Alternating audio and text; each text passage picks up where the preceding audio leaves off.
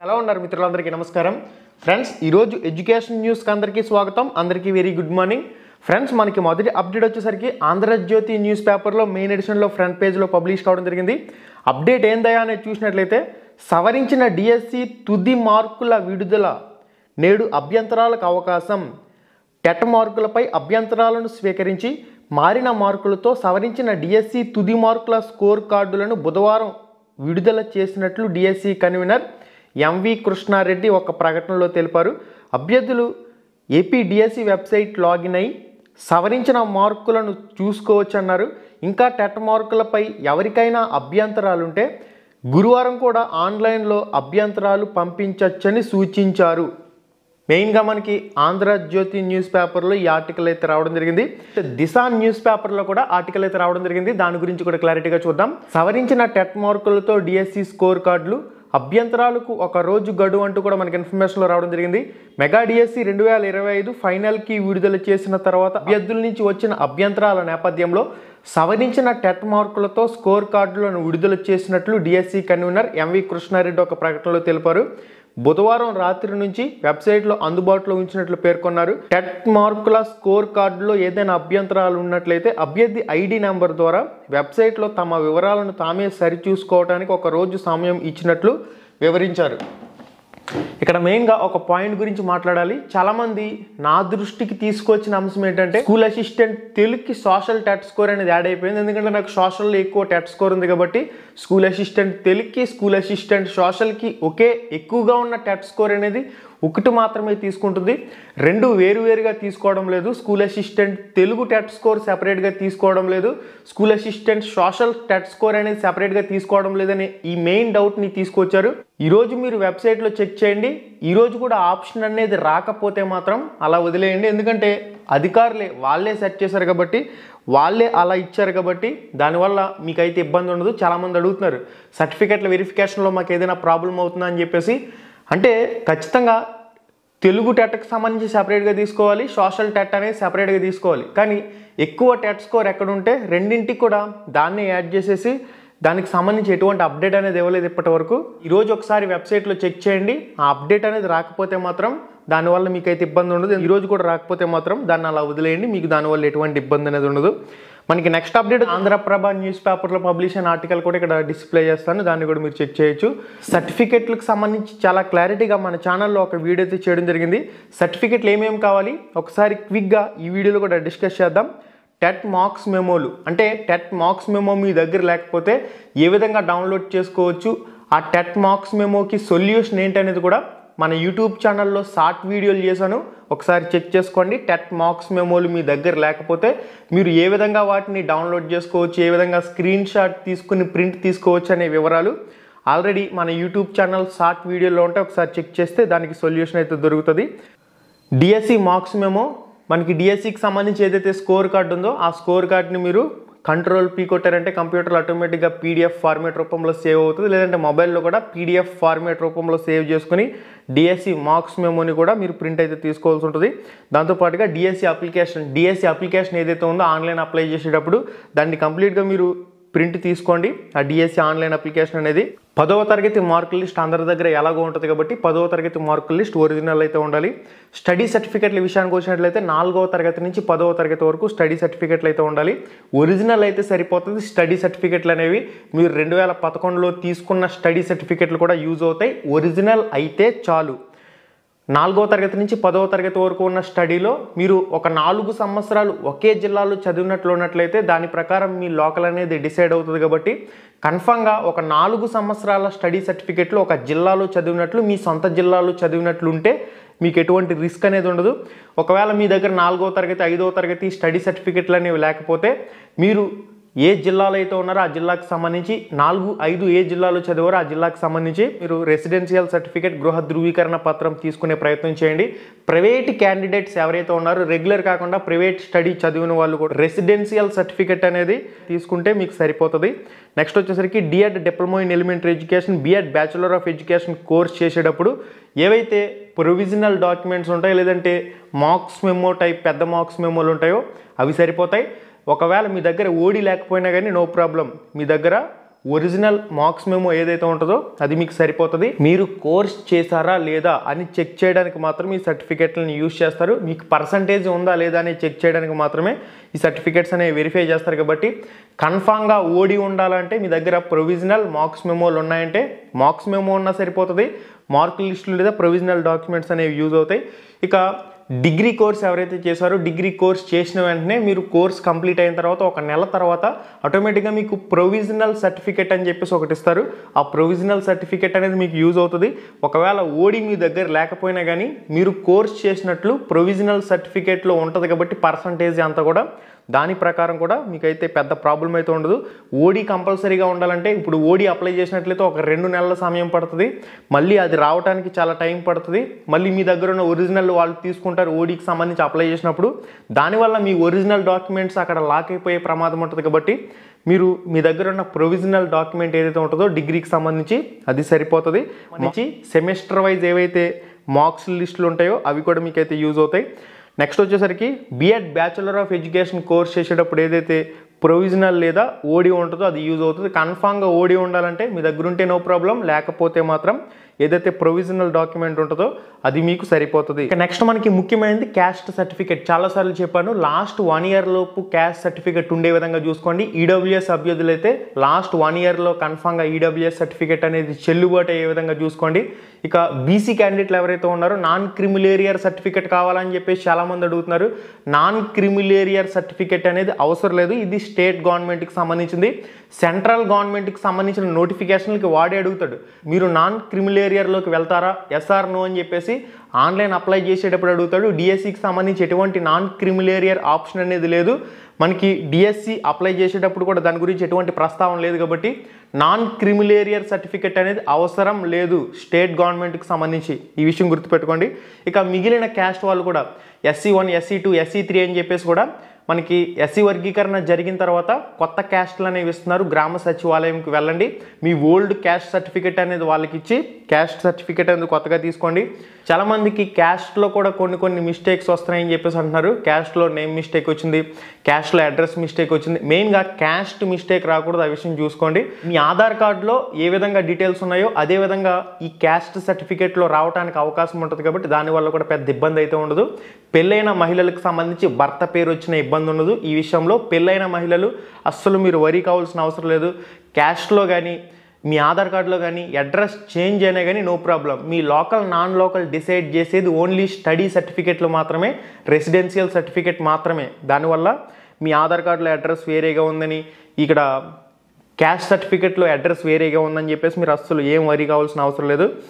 EWS certificate గురించి already discuss చేసాం కదా, లాస్ట్ 1 year లోపు ఉండే ఈడబ్ల్యూఎస్ సర్టిఫికేట్ అనేది సరిపోతుంది.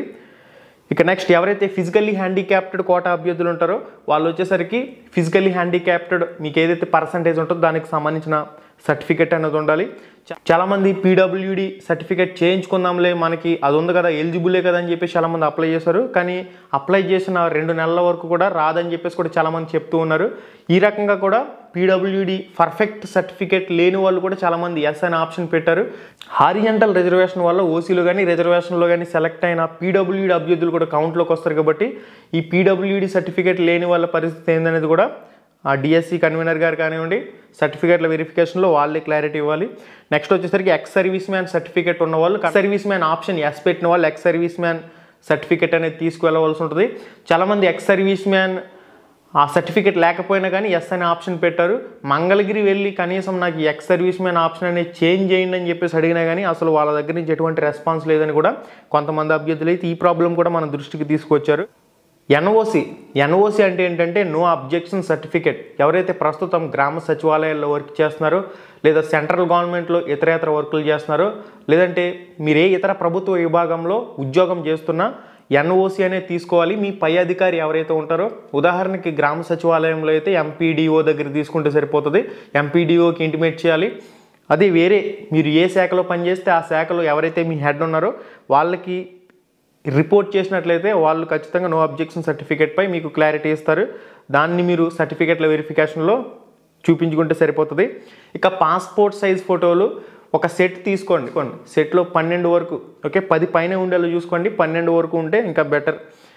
నెక్స్ట్ ఆధార్ కార్డ్, మనకి ఏదైతే ఆధార్ కార్డు ఉంటుందో ఆధార్ కార్డులో చాలామందికి మిస్టేక్లు ఉన్నాయి. ఆధార్ డీటెయిల్స్ మిస్టేక్ ఉన్నా పెద్ద ప్రాబ్లం ఉండదు, దానివల్ల మీ జాబ్ రిజెక్ట్ అయ్యే సిచ్యువేషన్ ఉండదు. చాలామంది భయపడుతున్నారు, నా అడ్రస్ అనేది మిస్టేక్ ఉంది, ఆధార్ కార్డులో నా నేమ్ అనేది మిస్టేక్ ఉంది, మా ఫాదర్ నేమ్ అనేది మిస్టేక్ ఉంది, డేట్ ఆఫ్ బర్త్ మిస్టేక్ ఉంది. మీ ఆధార్ డీటెయిల్స్ అనేవి ఎస్ఎస్సి మార్క్స్ మెమో ప్రకారం ఆధార్ సెంటర్లో ఎడిట్ చేసుకోవచ్చు. అది కూడా ఒకసారి మీరు గమనించండి. చేంజెస్కి సంబంధించి, మిస్టేక్లకు సంబంధించి కూడా మీరు వరీ కావాల్సిన అవసరం అయితే లేదు. పెళ్ళైన మహిళలకి ఇంటి పేరు అనేది చేంజ్ అవుతుంది కాబట్టి వాళ్ళకు కూడా ఎటువంటి ఇబ్బంది అనేది పెట్టరు. గెజిటెడ్ ఆఫీసర్ అటెస్టేషన్ చేయించాలని చెప్పేసి కూడా చాలామంది అడుగుతున్నారు. ముఖ్యంగా అభ్యర్థులందరూ కూడా గమనించాలి, ఎవరికైతే గ్రీన్ పెన్ ఉంటుందో, ఫర్ ఎగ్జాంపుల్ మన స్కూల్స్లో హెచ్ఎం ఎవరైతే ఉంటారో హెచ్ఎం దగ్గర గ్రీన్ పెన్ ఉంటుంది కాబట్టి గెజిటెడ్ ఆఫీసర్ అంటారు వాళ్ళని. ఏవైతే డాక్యుమెంట్స్ చెప్పడం జరిగిందో వీటిని మీరు కనీసం ఒక 5 సెట్లు జిరాక్స్లు తీయించుకోండి. 5 సెట్లు జిరాక్స్లు తీయించుకుని గెజిటెడ్ ఆఫీసర్ చేత ఒక 3 సెట్లకి అటెస్టేషన్ చేయించండి. అంటే వాళ్ళు క్లియర్గా సర్టిఫికేట్ మీద సైన్ చేస్తారు. Gazetted officer attestation. ఆల్రెడీ ఎమ్మెల్సీకి సంబంధించిన ఓట్లకి అప్లై చేసేటప్పుడు అటెస్టేషన్ చేయించే ఉంటారు చాలామందికి, దానిపైన కూడా ఐడియా ఉంటుంది. అంటే ప్రతి సర్టిఫికేట్ మీద కూడా gazetted officer, gazetted HM sign చేస్తారు. ఆ విధంగా ఒక 3 సెట్ల మీద గెజిటెడ్ ఆఫీసర్ సైన్ చేయించి పెట్టుకుంటే మంచిది. మిగిలిన 2 సెట్లు కూడా ప్లెయిన్గా ఉంచండి. మొత్తంగా ఒక 5 సెట్లు మెయింటైన్ చేస్తే బెటర్. తెలంగాణలో చూసినట్లయితే, తెలంగాణలో అయితే మాత్రం ఒక సెట్టే తీసుకున్నారు. తెలంగాణకు సంబంధించి డిఎస్సి సర్టిఫికేట్ల వెరిఫికేషన్ జరిగినప్పుడు కేవలం 1 సెట్ మాత్రమే తీసుకున్నారు. కానీ మన ఆంధ్రప్రదేశ్లో మీరు సేఫ్గా ఒక 5 సెట్లు పెట్టుకోండి. అక్కడ వాళ్ళు ఒక 2 సెట్లు తీసుకున్నా మీరు ఎక్కడైనా సబ్మిట్ చేయవలసి వచ్చినప్పుడు కూడా అవి మీకు యూజ్ అవుతాయి. కాబట్టి ఒక 5 సెట్లు అనేవి మీరు తీయించుకుని ఉంచుకోవడం చాలా మంచిది. ఒక 3 సెట్ల మీద గెజిటెడ్ ఆఫీసర్ అటెస్టేషన్ చేయించి ఉంచుకోవడం చాలా మంచిది. సర్టిఫికేట్ల వెరిఫికేషన్ అనేది ఫ్రెండ్లీ వాతావరణంలోనే జరుగుతుంది. మిమ్మల్ని భయపెట్టే విధంగా ఏమీ ఉండదు. వాళ్ళే మీకు ఏదైనా ప్రాబ్లం వచ్చినప్పుడు వాళ్ళు కూడా సొల్యూషన్స్ అనేవి ఇస్తారు. సర్టిఫికేట్ల వెరిఫికేషన్ జరిగేటప్పుడు ఏదైనా ప్రాబ్లం పెద్దది ఉన్నట్లయితే వాళ్ళు కూడా మీకు సొల్యూషన్ ఇవ్వడానికి ట్రై చేస్తారు. కాబట్టి మీరు పెద్దగా భయపడవలసిన పని అయితే లేదు. మెయిన్గా పెద్ద పెద్ద మిస్టేక్లు ఎవరైతే చేశారో, ఫేక్ సర్టిఫికేట్లు పెట్టడం కానివ్వండి, మీ రిజర్వేషన్ ఒకటైతే ఒకటి కింద అప్లై చేయడం కానివ్వండి, పెద్ద పెద్ద మిస్టేక్లు ఉంటే అక్కడ ప్రాబ్లం అవుతుంది తప్ప మీ దగ్గర సర్టిఫికేట్లు అన్నీ కరెక్ట్గా ఉండి చిన్న చిన్న మిస్టేక్లకి మీరు భయపడవలసిన పని అయితే లేదు. ఆధార్ కార్డులో నేమ్ మిస్టేక్ ఉంది, ఆధార్ కార్డులో డేట్ ఆఫ్ బర్త్ మిస్టేక్ ఉంది, ఇలాంటి చిన్న అంశాలకి జాబ్ రిజెక్ట్ అవ్వదు. ఎటువంటి మిస్టేక్లు అంటే మీరు ఈడబ్ల్యూఎస్ సర్టిఫికేట్ లేకుండానే ఈడబ్ల్యూఎస్ రిజర్వేషన్ మీద అప్లై చేసేయడం, అప్పుడు ఈడబ్ల్యూఎస్లో పోస్ట్ మీకు వస్తే మీకు ఇబ్బంది అవుతుంది. ఓకే, డేట్ ఆఫ్ బర్త్ అనేది మీరు మిస్టేక్ చేసేసి డేట్ ఆఫ్ బర్త్లో మీ ఏజ్ అనేది ఎక్కువ వచ్చే విధంగా ఇచ్చేసారనుకోండి, అప్పుడు కూడా కొద్దిగా ఇబ్బంది అవుతుంది. మీరు నామినల్ రోల్స్లో డేట్ ఆఫ్ బర్త్ అనేది సరి చేసుకోకపోవడం, ఇటువంటివి చేశారంటే మాత్రం మీరు కనీసం ఏపీడిఎస్సి వెబ్సైట్లో ఆ డేట్ ఆఫ్ బర్త్ అంశానికి సంబంధించి మెయిల్ చేయకుండా వదిలేయటం, ఇటువంటి పెద్ద మిస్టేక్లు ఏవైతే చేస్తారో మెయిల్ ఫీమేల్ ఆప్షన్ అనేది చేంజ్ చేయకుండా వదిలేయటం, ఫీమేల్ కోటాలో సెలెక్ట్ అయినట్లయితే అక్కడ కూడా ఇబ్బంది అవుతుంది. ఈ విధంగా పెద్ద మిస్టేక్లకు భయపడాలి తప్ప చిన్ని మిస్టేక్లకు సంబంధించి అసలు ఫరక్ పడదు. అసలు దానివల్ల పెద్ద ఇబ్బంది అయితే ఉండదు. జిల్లాకి లోకల్ అయితే వేరొక జిల్లాకి పెట్టారు. ఫర్ ఎగ్జాంపుల్ ఈస్ట్ గోదావరి జిల్లాకి లోకల్ అయితే వాళ్ళు బై మిస్టేక్ కృష్ణా జిల్లాకు సంబంధించి ఫస్ట్ అప్లై చేసేటప్పుడు ఈస్ట్ గోదావరి లోకల్ కింద బాగానే అప్లై చేసుకున్నారు. కానీ అక్కడ స్టడీ సర్టిఫికేట్లో ఒక 4వ తరగతి 5వ తరగతి కృష్ణా జిల్లాలో చదివినట్లుంటే అక్కడ కృష్ణా జిల్లా అనేది పెట్టవలసింది ఎడిట్ ఆప్షన్లో మొత్తంగా అన్ని కూడా డీటెయిల్స్ అనేవి చేంజ్ చేసేసి నెట్ సెంటర్ వాడికి అవగాహన లేక 4వ తరగతి 5వ తరగతి కృష్ణా జిల్లాలో చదివినట్లు చేంజ్ చేయమంటే అన్నీ కూడా కృష్ణా జిల్లాలో చదివినట్లు చేంజ్ చేసేసి పెట్టేయడం వల్ల ఇప్పుడు ఆ అభ్యర్థి ఈస్ట్ గోదావరికి లోకల్ అవుతారు. సాల్వ్ చేయమని మంగళగిరి విద్యాభవన్కి వెళ్ళినా కానీ కనీసం వాళ్ళు పట్టించుకోవడం లేదని చెప్పేసి కూడా అభ్యర్థులు వాపోతున్నారు. అంటే మా లోకల్ ఈస్ట్ గోదావరి మాకు వచ్చిందేమో 78 మార్క్స్, ఇప్పుడు నేను కృష్ణా జిల్లాకు సంబంధించి నెట్ సెంటర్ వాడి మిస్టేక్ వల్ల అన్లోకల్ అయిపోతున్నాను, దానివల్ల నా ఉద్యోగం పోతుందని చెప్పేసి కనీసం కన్వీనర్ గారిని, డిఎస్సి కన్వీనర్ గారిని ఎంత రిక్వెస్ట్ చేసుకున్నా కానీ అసలు మేము ఇటువంటి అంశాలు అనేవి చేంజ్ చేయం. ఆ చేంజ్ చేయడం అనేది జస్ట్ ఒక 2 నిమిషాల పని కాదు. చేంజ్ చేయాలంటే చాలా సింపుల్గానే చేంజ్ చేయొచ్చు. పెద్ద బ్లండర్ మిస్టేక్లు చాలామంది చేశారు. ఎక్స్ సర్వీస్ మ్యాన్ లేకపోయినా కానీ ఉందని చెప్పేసి ఇచ్చేశారు. ఇప్పుడు వాళ్ళు ఎక్స్ సర్వీస్ మ్యాన్ కోటాలో కానీ సెలెక్ట్ అయ్యారంటే అక్కడ పెద్ద ఇబ్బంది అనేది తలెత్తుతుంది. ఈ విధంగా కొన్ని మిస్టేక్లు ఉన్నాయి. అటువంటి మిస్టేక్లు ఉన్న వాళ్ళకి కాస్త వాళ్ళని సెకండ్ లిస్ట్లో పెడతారా, లేదంటే వాళ్ళకి ఏ విధంగా సొల్యూషన్ అనేది ఇస్తారనేది సర్టిఫికేట్ల వెరిఫికేషన్లో మనకి తేలుతుంది. వాళ్ళకి వచ్చిన మార్కులకి ఓపెన్లో వస్తుంది, కానీ హారిజంటల్ రిజర్వేషన్ వల్ల పీడబ్ల్యూడీలు కానివ్వండి, ఎక్స్ సర్వీస్ మ్యాన్ కోటాలో కానివ్వండి సెలెక్ట్ అయినప్పుడు వాళ్ళకి ఇబ్బంది అయ్యే విధంగా కూడా కొన్ని ఆప్షన్లు ఉన్నాయి. అటువంటి సందర్భంలో వాళ్ళు ఏ విధంగా సొల్యూషన్స్ అనేవి ఇస్తారనేది మనం వేచి చూడాలి. ఇది గైస్ ఇప్పటివరకు ఉన్న సమాచారం. జిల్లాల వారీగా మొత్తం 13 జిల్లాలకు సంబంధించి సర్టిఫికెట్ల వెరిఫికేషన్కి సర్వం సిద్ధమవుతున్నట్లు సమాచారం. 1:1 సెలక్షన్ లిస్ట్ అంటే 16,347 మందికి 10 సర్టిఫికెట్లు సక్రమంగా లేకపోతే వాళ్ళని పక్కన పెట్టి, వాళ్ళకి అవకాశం లేకపోతే, వాళ్ళకి అర్హులు కాకపోతే నెక్స్ట్ మెరిట్లో ఎవరైతే ఉన్నారో వాళ్ళని సెకండ్ లిస్ట్లో సెలెక్ట్ చేయడం జరుగుతుంది. ఈ నెల 16న ప్రతిభా జాబితా ప్రకటిస్తారని చెప్పేసి కూడా ఒక పాయింట్లో మెన్షన్ చేశారు. కాబట్టి మనకి 16 నుంచి 18 లోపు మెరిట్ లిస్ట్, సెలక్షన్ లిస్టులకు సంబంధించి మనం వెబ్సైట్లో ఎక్స్పెక్ట్ చేయొచ్చు. సెలక్షన్ లిస్ట్ కూడా తయారు చేయడం పెద్ద ఇబ్బంది ఏం కాదు.